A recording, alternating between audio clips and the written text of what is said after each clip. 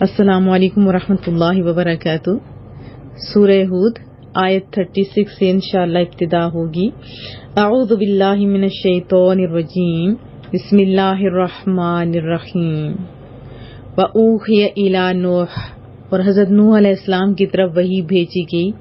نوح مصدر ہے، ناح ینوح معنی ہوتا ہے بلند آواز سے گریہ زاری کرنا، انہو کہ وہ یا کوئی، لن یؤمن من قومک آپ کی قوم سے ہرگز ایمان نہیں لائیں گے، الا سوائے من قد آمنا جو ایمان لا چکے، ان کے سوا اور کوئی ایمان نہیں لائے گا۔ رب فرما رہے کہ حضرت نوح علیہ السلام کی طرف وحی کی گئی کہ آپ کی قوم میں جو ایمان لا چکے ہیں ان کے سوا اور کوئی ایمان نہیں لائے گا۔ پھر تسلی دی، فلا تبتئس آپ غمگین نہ ہوں، آپ پریشان نہ ہوں، آپ رنجیدہ نہ ہوں، بما کانوا یفعلون اس سے جو وہ کیا کرتے ہیں، جو افعال وہ کر رہے ہیں، جو کام وہ کر رہے ہیں، اس سے آپ پریشان نہ ہوں۔ ہاں حکم دیا وصنع اور بنائیے فلکا ایک کشتی کو، بِأَعْيُنِنَا ہماری آنکھوں کے سامنے، یعنی ہمارے زیر نگرانی آپ کشتی بنائیے، وَوَحْيِنَا اور ہمارے حکم سے، یعنی جو ہدایات تھیں وہ اللہ نے دی، فرمایا کہ ہمارے آنکھوں کے سامنے ہمارے زیر نگرانی آپ کشتی بنائیے۔ جیسے وسنا اسنا ہوتا ہے تو بنا، ٹھیک کر، درست بنا، یعنی حکم ہو رہا ہے نا۔ وَلَا تُخَاطِبْنِی اور دوسرا حکم کیا دیا، اور نہ بات کر مجھ سے، یعنی مجھ سے آپ خطاب جیسے ہوتا ہے نہ کریں، مین کیا ہے کہ آپ مجھ سے بات نہیں کریں گے۔ کون سی بات؟ فی الذین ظلموا جنہوں نے ظلم کیا ہے ان کے بارے میں آپ مجھ سے بات نہ کیجیے۔ انہم مغرقون، مغرقون غین را قاف اس کا روٹ ورڈ ہے، غرق اردو کا لفظ ہے ڈوبنا۔ بے شک یا کیونکہ اس کی وجہ کہ آپ بات نہیں کریں کہ کیونکہ وہ ضرور غرق کر دیے جائیں گے، وہ ابھی ڈوبنے والے ہیں۔ وَيَصْنَعُ اور وہ بنانے لگے، اسنا جیسے میں نے آپ کو بتایا بنانے لگے، حکم ہوا نا، پیچھے تھا اسنا بنائیے، وَيَصْنَعُ اور وہ بنانے لگے، یہاں پہ کیا ہے غائب کا صیغہ ہے، وَيَصْنَعُ الْفُلْكَ اور حضرت نوح علیہ السلام کشتی بنانے لگے۔ وَكُلَّمَا مَرَّ میم را را روٹ ورڈ ہے، مر کا معنی ہوتا ہے گزرنا، اور جب بھی گزرتے علیہ یعنی حضرت نوح علیہ السلام کے پاس سے کون، ملاؤن اسپیشلی جو بڑے لیڈرز ٹائپ ہوتے ہیں نا، سردار، وہ من قوم ہی ان کی قوم سے، سخروا منہ آپ کا مذاق اڑاتے۔ جب بھی ان کی قوم کے سردار آپ کے پاس آتے یا گزرتے وہاں سے تو آپ کا مذاق اڑاتے۔ ایک ہوتا ہے مزاح جس میں خوشی ہوتی ہے، جس میں دل لگی کی بات ہوتی ہے، ایک ہوتا ہے مذاق، مذاق ہوتا ہے جس میں خوش تو نہیں ہوتا، کسی کو ٹیز جیسے کیا جاتا ہے، کسی کا تمسخر اڑایا جاتا ہے۔ قال آپ کہتے ہیں، یعنی پھر آپ نے فرمایا، ان تسخروا اگر تم تمسخر کرتے ہو، اگر تم مذاق اڑاتے ہو، منا ہمارا، فإنا نسخر تو ہم مذاق اڑائیں گے، منکم تمہارا، کما تسخرون جس طرح تم مذاق اڑاتے ہو، جیسے تم تمسخر کرتے ہو ایسے ہم بھی کریں گے۔ تو کیا فرماتے کہ اگر تم تمسخر اڑاتے ہو تو مذاق اڑاتے ہو ہمارا، تو ایک دن ہم بھی تمہارا جس طرح تم مذاق اڑاتے ہو تمہارا مذاق اڑائیں گے۔ فسوف تعلمون تو ان قریب تم لوگ جان لو گے۔ میں یہ آتی ہے کس پر عذاب یخزی ہے کہ رسوا کرنے والا، یہ خود آپ پیچھے کئی دفعہ پڑھ چکے ہیں، رسوا کرنے والا عذاب، او اللہ بچائے، پتہ چل جائے گا کس پر آتا ہے عذاب جو رسوا کرے گا۔ وَيَحِلُّ حالام لام روٹ ورڈ ہے اور اس کا معنی ہوتا ہے نازل ہونا، اترنا، علیہ جس پر عذاب مقیم، مقیم بھی آپ جانتے ہیں، مقیم یہ لوگ ہیں جیسے کہا جاتا ہے رہنے والے، ہمیشہ وہاں جو کہ پرماننٹ لوگ رہ رہے ہوتے، ویسے تو پرماننٹ ادھر کسی نے نہیں رہنا، لیکن ہوتا ہے ایک ہوتا ہے مسافر اور دوسرا ہوتا ہے مقیم۔ اب آپ کو سمجھ آ گئی ہوگی، جس پر عذاب ہمیشہ رہنے والا ہے۔ رب کریم نے بتا دیا کہ اب اس کے بعد اور کوئی ایمان لانے والا نہیں ہے. آپ کشتی بنائیے جیسے حکم ملتا ہے. آپ لکڑیاں لا رہے ہیں, تختے لا رہے ہیں, جو ضروری چیزیں تھیں وہ ادھر اکٹھی کر رہے ہیں. پہلے آپ واض و نصیحت میں مصروف تھے, اب ہاتھ میں تیشہ تھا, آ رہی تھی, اور دنیا اور مافیہ سے بالکل بے خبر. کیا بنا رہے ہیں؟ کشتی, کیونکہ اللہ نے حکم دیا. اب ان کے جو قوم کے لوگ تھے ان کو تو ایک بہانہ مل گیا, وہ بھی انوکھا سا بہانہ. وہ بھی طرح طرح کی آوازیں کسنے لگے کہ حضرت کیا نبوت چھوڑ کر اب بڑھے ہی بن گئے. صاحب کیا یہ کشتی خشکی میں چلے گی؟ کیونکہ انہیں تو نہیں پتا تھا یہ سب کچھ کیا ہو رہا ہے. یہاں تو کوئی دریا نہیں, یہاں تو کوئی سمندر نہیں. جتنے منہ تھے اتنی باتیں تھیں, لیکن اللہ کا بندہ تعمیل حکم میں مصروف. آپ نے پہلے ان کے اعتراض کو کب اہمیت دی تھی کہ آج توجہ کرتے؟ بس اتنا فرما دیا کہ آج جی بھر کے ہمارا مذاق کر لو, کل ہماری باری بھی آنے والی ہے. انبیاء ایسے مذاق نہیں کرتے استغفر اللہ تعالیٰ جیسے بدلے میں انہوں نے کیا تھا, ایسی بات نہیں تھی. یقیناً اس میں آپ کو آسان الفاظ سے سمجھ آ گئی ہوگی. حتیٰ یہاں تک کہ اذا جاء آ گیا امرنا ہمارا حکم. جب حکم آ گیا تو کیا ہوا؟ وفارت تنور. فار کا معنی ابلنا ہوتا ہے, ابل پڑا. اور تنور کا کیا معنی ہے؟ اس کے بارے میں بہت ساری روایات ہیں. تنور سے مراد زمین کے بلند ٹیلے کو بھی لیا گیا ہے. حضرت ابن عباس سے مروی ہے کہ تنور ایک چشمہ ہے. اور سیدنا حضرت علی مرتضیٰ کا معنی جو وہ بیان کرتے ہیں وہ ہے صبح کا طلوع ہونا.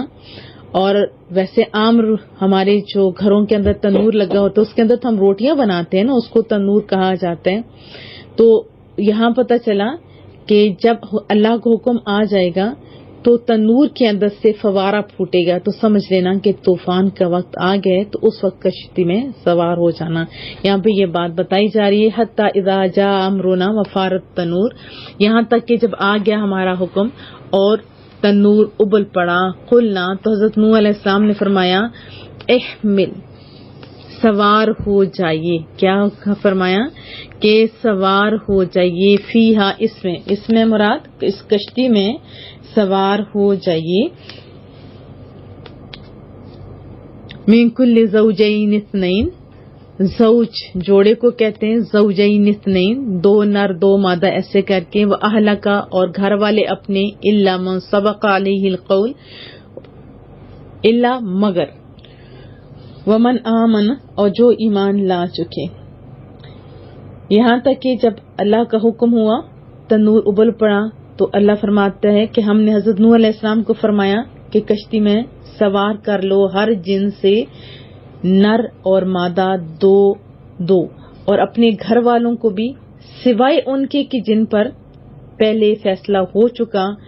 پھر حکم ہوا سوار کر لو ان کو جو ایمان لا چکے. وما آمن معه الا قلیل, اور نہیں ایمان لائے تھے آپ کے ساتھ مگر تھوڑے لوگ, یعنی تھوڑے لوگ تھے جو آپ کے اوپر ایمان لائے تھے.